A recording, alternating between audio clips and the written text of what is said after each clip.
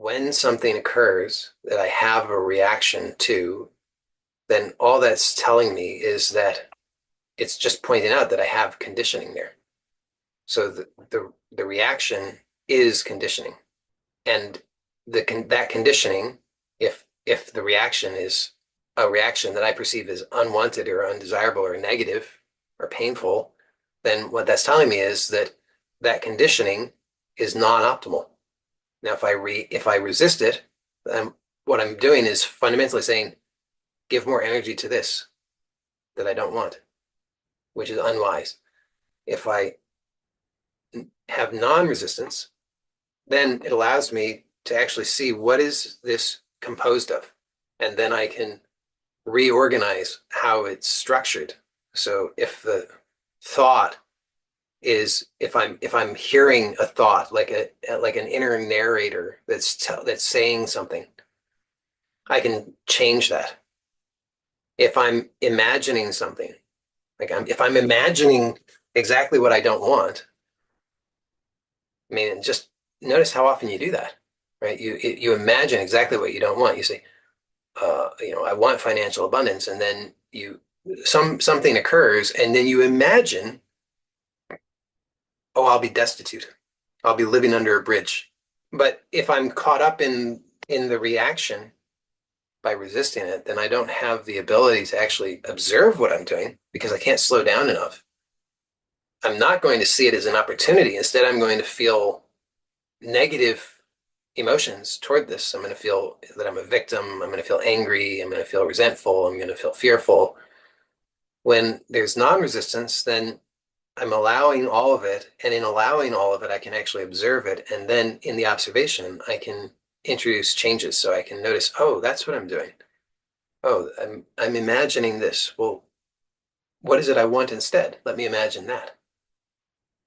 And the amazing thing is, I say it's amazing. I mean, it's amazing, and it's also exactly just what the laws describe. I mean, so the law of attention is whatever you put your attention on consistently, you get more of that. So when I just continue to resist, then I continue to energize those old ways. So if I'm imagining that I'm going to be destitute living under a bridge, then I'm continuing to give energy to that, whether that produces that specific manifest outcome or not is irrelevant, because what definitely is happening, the more I reinforce that, the more I tend to imagine that. And that's the real problem.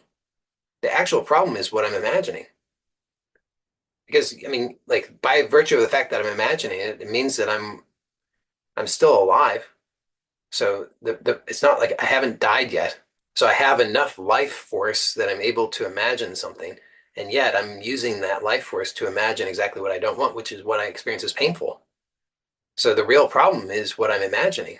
And I can change that now, but I can only change that when I have the awareness. I can only have the awareness if I am willing to have non-resistance. So what I'm proposing is just to put it into like a step-by-step procedure is whenever you notice that you are having in what you would consider to be a non-optimal experience, you can allow that to be a reminder for yourself to enter into a non-resistance. And how can you do that? Any way that works for you. So one way that I propose, it's not the only way, but it's just a pretty easy and accessible way for those who don't have another way, is you can just explore the polarity in the way that I've guided today until you'll notice that at a certain point, there's a shift, and then it gives you that space. So once you're able to have that sense or perception of non-resistance, that allows you then to just be aware of what's actually happening. And then you can notice what you're doing and contrast it with what you want instead. So you can just notice, what do I want instead? I want health. I want financial abundance. I want harmonious relationships. I want to successfully complete this creative project. I want to, whatever. Notice that, and then just notice what you're doing instead. So, you're imagining something that you don't like. You're thinking something that you don't like. You're practicing feeling things that you don't like.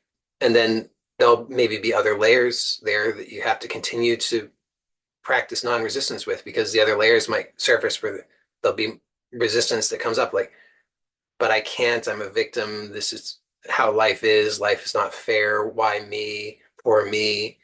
When will it ever get easier? Why is it hard, easier for some people?